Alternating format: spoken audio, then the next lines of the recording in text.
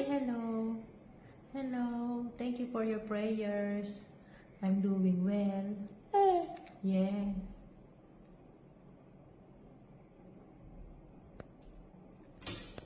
Yun nga pala yung nasa ulo niya. Baka magtaka kayo. Kasi yung arms niya, napansin ko kagabi nagdurugo. So, sabi ng nurse is okay lang daw. Kasi konti lang at saka parang bakas lang naman daw. Eh, kanina umaga, nung pagdating ni Steven, napansin niya parang dumami yung dugo. Kasi nung kagabi, tinawagan ko siya, pinicturean ko, or pinakita ko sa kanya yung braso ng bulilit. Napansin niya na worse yung blood. Parang nato yung blood doon. Siguro yung sa magdamag siguro yun. Baka nahigaan niya or nahihila niya. Kaya yun nagdugo siya.